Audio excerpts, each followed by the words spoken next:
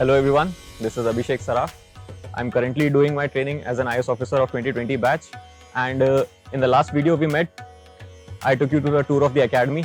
I left you in the mess of Lal Bahadur Shastri National Academy of Administration.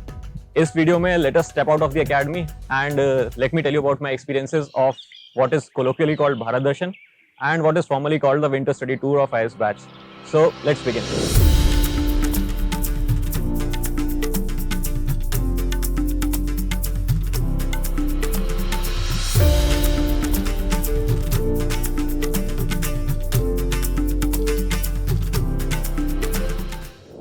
See, Bharat Darshan officially is the beginning of the phase 1 of the training of an IAS officer. And what happens is that we are sent to see the diversity of the country, look around the country for about 50 days. After that, we come and do a course of phase 1, which is like 18 weeks long. So what we are expected to see in Bharat Darshan is the diversity of the country, the various challenges the administration faces in each parts of the country. And see, the important part of being an IAS officer is that you hold various portfolios throughout your career. It can be in environment, it can be in heritage, it can be in culture, it can be in defense, it can be in education, health, farming, agriculture, you name it, we do it. So the idea is that you roam around the country, you are given various attachments like we did our army attachment, navy attachment, as well as air force attachment, culture, heritage city attachment, island development attachment, artificial intelligence. We all see all those things, and being able to learn from the diversity of the country by going to the field, by going to the point where it is actually done, is the intention of why Winter Study Tour, also known as Bharat Darshan, is organized for the training of an IAS officer. So the way Bharat Darshan is organized for IAS officers is that the entire batch, in our case of 180, is divided into about 10 groups, so 18 members each. And the itinerary is designed in such a way that none of the officers of a particular group visit their home cadre, because while they are posted in their home cadre, they will visit and understand the peculiarities of the state anyway. So in my group of 18, there were officers who were from different cadres, but none of us visited our home cadre. Like I never came to Madhya Pradesh in my Bharat Darshan. So my itinerary was that we went to Jammu for army attachment. From there we came to Jaipur for heritage city attachment and a little bit about agriculture. From there we went to Ranthambore and Savai Madhapur, and there we did our forest attachment. From Ranthambore we went to Jodhpur, where we did our air force attachment. From Jodhpur we went to Mumbai, and Mumbai was our navy attachment and Metro Rail Development Authority attachment, as well as some time with the Brihan Mumbai Municipal Corporation.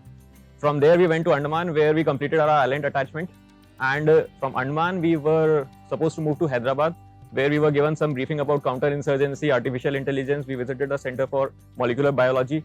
After Hyderabad we went to Sri City in Nellore district, where we were given briefing about the development of the special economic zone there, about management of industries and how it has been instrumental in promoting in-migration as opposed to the out-migration that was happening. After Sri City, we visited the Sri Harikota, the ISRO establishment over there, and we were given briefing about how ISRO functions and how the secret is for their such phenomenal success. After visiting ISRO, we visited the Krishnapatnam Adani port, and we learnt about port management over there. After the Adani port visit, we were supposed to go for Vibrant Gujarat Summit, but unfortunately because of the prevailing COVID circumstances, it had to be postponed indefinitely. So this was the itinerary of my Bharat Darshan. Our Bharat Darshan formally started from Delhi, where the entire batch assembled in Delhi, and we were given briefing by the administration of the academy regarding what is expected out of us in Bharat Darshan and how we should be able to get the most out of our experiences. Then we went on in our respective groups, and for my group, the Bharat Darshan took me to Jammu, where we did our army attachment.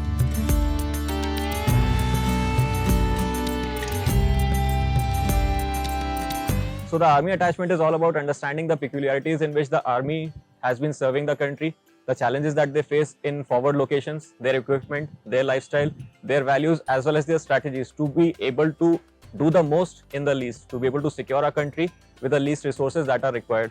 We already know that there are severe constraints of defense budget as well as the procurement, but still how the soldiers at the front as well as the higher ups are able to ensure that you and I can have a good night's sleep.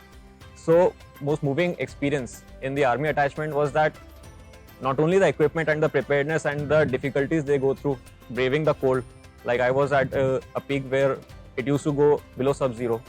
So braving the cold and the limitation of resources.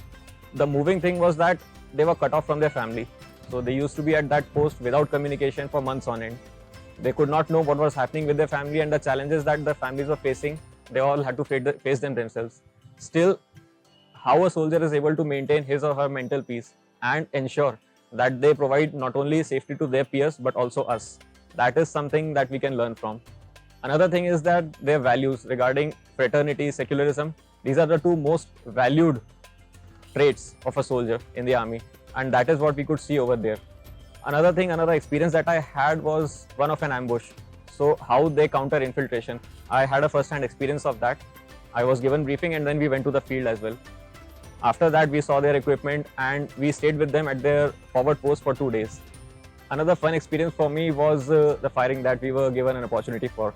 Like, I fired INSAS as well as SIG rifles and the most famed AK-47 rifle, which is still serving the Indian Army. Unfortunately, I could not get a chance to fire a rocket launcher or ride a tank, which some of my batchmates who were in some other points did. So after completing our army attachment in the first week of December, we took a flight from Jammu to Delhi and from Delhi to Jaipur, which began our attachment in the heritage city of Jaipur.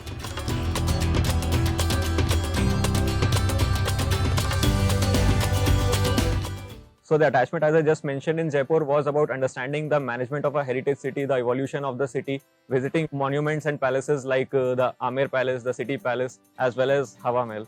The idea was to understand how the city evolved and what was the culture of the city, how the management and the administration is trying to preserve the culture of that city, and what is their vision for the future of that city. Also, we were given some orientation and some briefing regarding how the challenges are ensuring the upkeep of these monuments, like the Jantar Mantar, which is a major scientific achievement of the medieval era kings. After that, a very fantastic attachment that we did in Jaipur was with a progressive farmer. He was in a nearby village in Jaipur, and the unique thing about his farm was he was practicing organic farming, pisciculture, as well as he was a beneficiary of the Kusum scheme of government, wherein farmers are given subsidy to install solar plants, solar cells in their fields, and they are allowed to sell electricity to the local government. So that was a very good, enriching experience for each one of us, and hope we are able to implement these schemes in our districts as well. After Jaipur, our next stop was Ranthambore, and we took a bus ride to Savai Madhopur, and in Ranthambore began our forest attachment.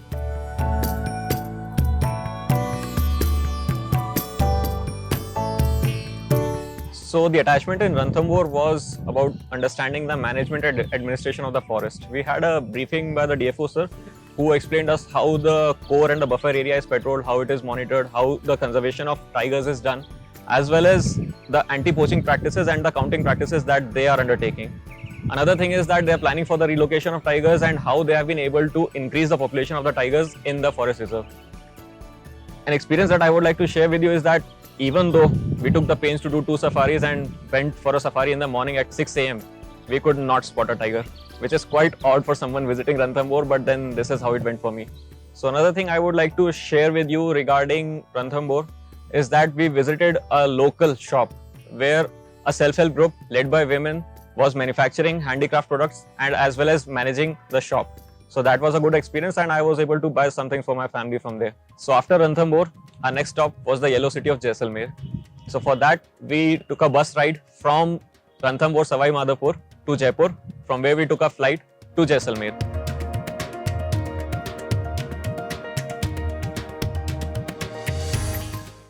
Now Jaisalmer is called a yellow city for a reason, and the reason is that the locally available construction material is yellow sandstone. So obviously any building that is built out of that material will look yellow. The another thing is that it is close by to the desert from where massive dust storms arise. So to be able to maintain and clean the city better, yellow color has been adopted for the city, and it has been done so traditionally. The striking feature of that city was that whenever I went out, it felt like the Iraq and Iran and the Middle East we see in the movies. So except for the US Humvees, so that was the look that city wore. The idea in Jaisalmer for us was that we had to do our Air Force attachment, and we visited the Air Force base. We were given briefing about their equipment, their preparedness, their strategy, as well as their response time, their equipment, mainly their radar and the fighter jets. So we were given presentations about the fighter jets, as well as we were taken to the cockpit of a fighter jet, and we were given briefing about how the pilot operates, how the twin pilots operate the fighter jet.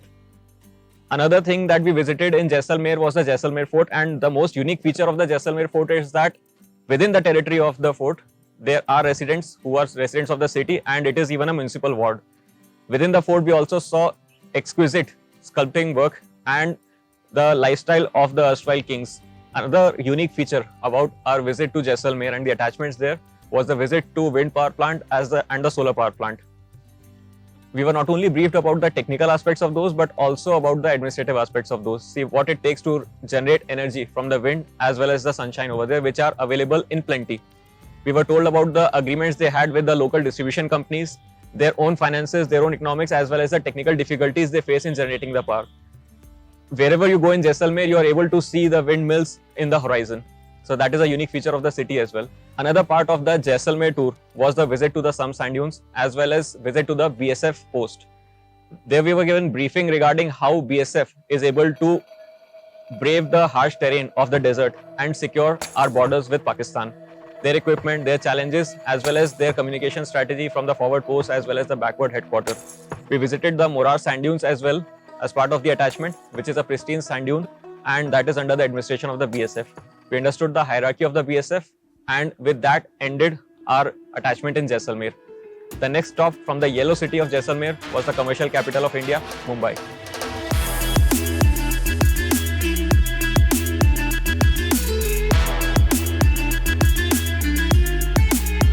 So after our visit to the yellow city of Jaisalmer, our next stop was the commercial capital of India, that is Mumbai. We took a direct flight from Jaisalmer to Mumbai. The idea of our visit to Mumbai was a visit to the BMC and to understand the practices they took to manage the COVID pandemic during the first as well as the second wave. We were sensitized about the testing, tracking, treating, isolation, containment strategies, as well as the management of oxygen in the city. Another part of our visit to Mumbai was the naval attachment. In that attachment, we were once again told about the technicalities as well as the administrative aspect of Indian Navy. Mind you, Indian Navy has a very historic and a very old establishment in the city of Mumbai. So we were told about the historical perspective as well as the pre-independence perspective of the presence of Indian Navy as well. We were taken to a submarine and we were showed its components as well as the technical part and the management part of a submarine. It really is such a toll-taking task to stay underwater for months on end, to not be able to see sunlight and to stay in such claustrophobic environment. So that helped me understand the gravity of the task that our soldiers go through when they serve in a submarine. In our after office hours, we got a chance to visit the Gateway of India as well as Elephanta Caves. From Mumbai, the commercial capital of India, we went on to the unsinkable aircraft carrier of India, that is the Andaman Nicobar Islands.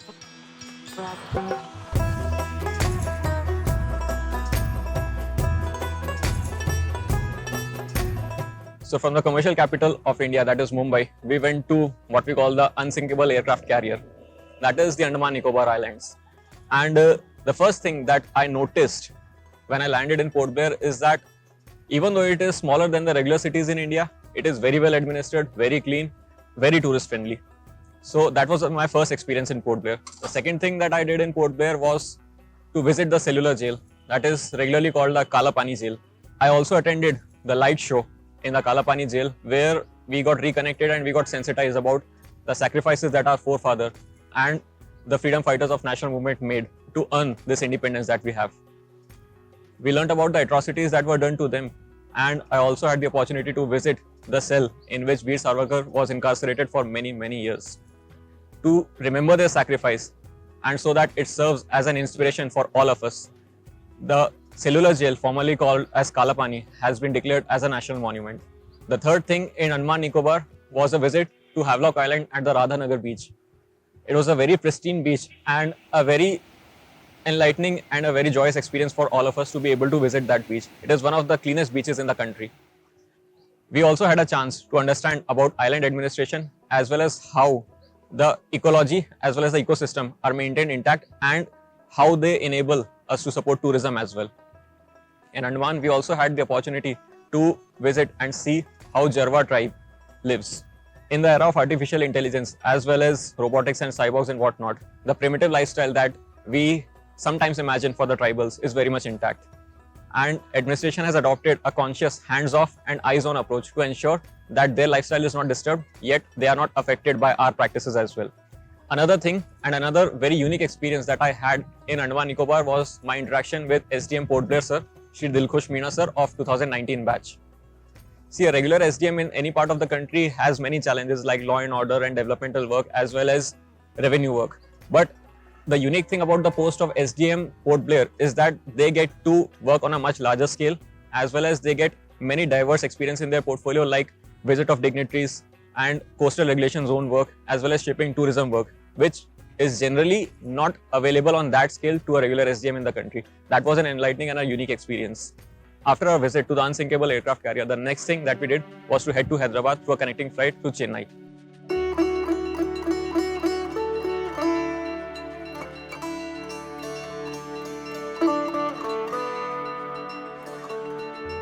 From Andaman, we took a connecting flight to Hyderabad via Chennai, and in Hyderabad, our itinerary was to do the counter-insurgency attachment, the attachment for Center for Cellular Microbiology, as well as the AI mission, that is the artificial intelligence mission of the country.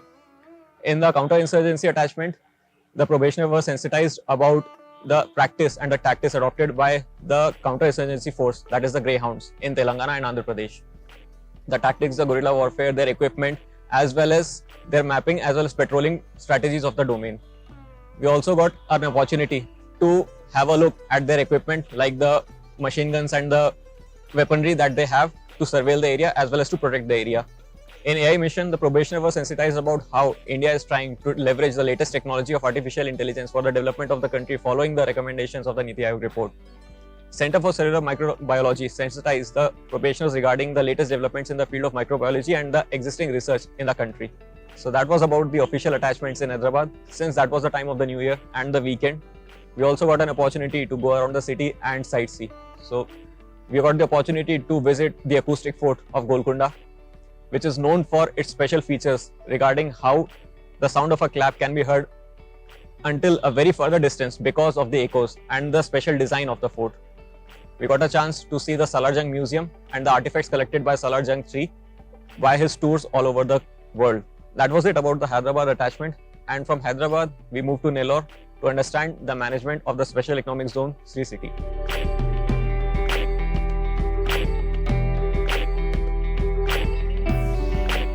From Hyderabad, our next stop was Nellore. We took a flight to Chennai and then by road we reached Nellore. The plan was there to visit the Special Economic Zone Sri City. The interesting thing about Sri City is that not more than a few years back, it was a rural area which was marred by out-migration of its youth, as well as basic amenities like electricity and water were difficult to come by. However, with the development of the Special Economic Zone, it has not only been successful in attracting in-migration, it has been successful in generating about 50,000 jobs and has become a favored destination for international investors. We had the opportunity to visit Alstom's plant where they are manufacturing metro rails and coaches. We had the opportunity to witness and see the assembly line where metro coaches are assembled from the cutting of the sheet till the final destination where they are rolled out and shipped out to the buyer. We also received a presentation regarding the master plan as well as the development of Sri City, how the entire area has been earmarked into residential, commercial, joint as well as institutional use. From there, we went on to visit the Sriharikota Space Center of ISRO. The presentations and briefing by the administrative team, by the technical team, by the human resource management team enabled us to understand in much more depth what we already used to write in our answers as to why ISRO has been so successful, much more successful compared to its peers like NASA and ESA. On our way to Sriharikota, we had an opportunity to visit the Nilapattu Bird Sanctuary, where we were told by the Forest Department about the practices adopted by them to ensure conservation as well as breeding of the flamingo birds. We got the once-in-a-lifetime opportunity to get briefed about the tallest building on the east coast of India as of now. It is the building where satellites as well as rockets are assembled. We got the chance to have a view of the launching station from where GSLV Mark III rocket will be launched. After that, we also got a chance to visit the Mission Control Center of Sriharikota. This is the place from where the launching of satellites is conducted and entire team monitors the launch from there. This is the place where dignitaries no less than the Prime Minister of India himself has visited and witnessed the launch of satellites. That was it about our visit to Sriharikota, and from there we moved to learn about management of ports. We visited the Krishnapatnam port owned by the Adani Group.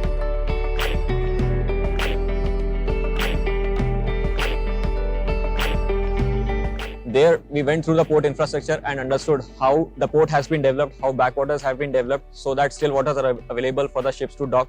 What is the turnaround time of ships? What are the challenges that are faced by the ports in India? What are their interface with the customs authorities and the local administration? What kind of equipment is used and how much time and how much capacity does a port in India have to unload as well as load cargo containers on a ship? What is the turnaround time of ship and the challenges faced therein? We were also briefed about the management of the port, the development of the port, administration, as well as the technology that goes in ensuring a 24-hour operation of such ports. So that was it regarding the official part of our visit to the Adani port. Then there were some recreational activities like jet ski riding as well as sand bike riding, a visit to the golf course. That was the first time I went to a golf course. So that was a fun memory for me. This brings us to the end of the visit to the Krishnapatnam port.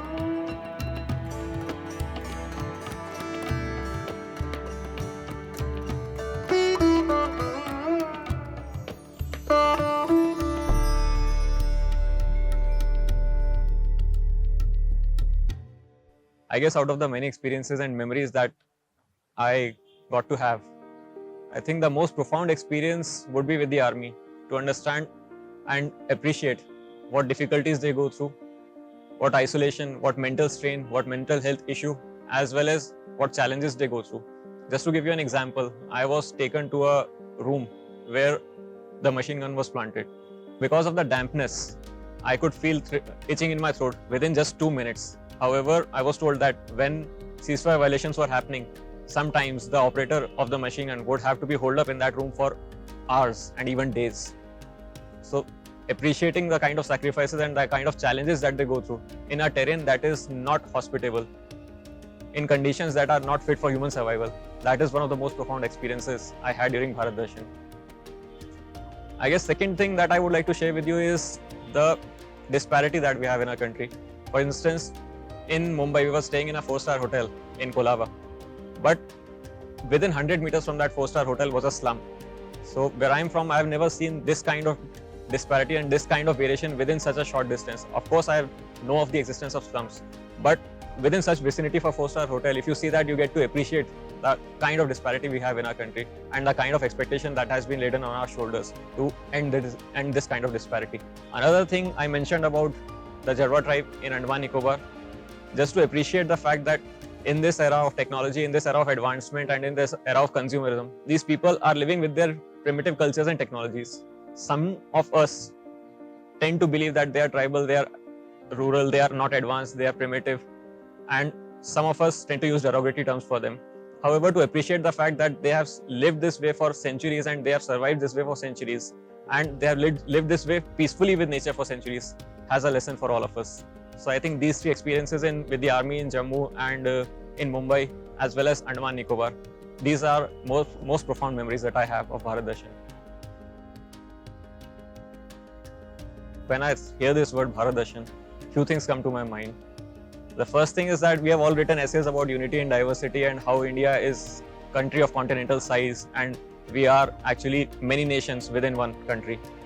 So being able to go around the country, being able to experience the differences in cultures from Rajasthan to Andaman to Hyderabad to Jammu, that really drove home the point that India is such a diverse country with crores and crores of people and their own lived experiences and their cultures. So that is a unique thing that comes to my mind when I hear Bharat Darshan.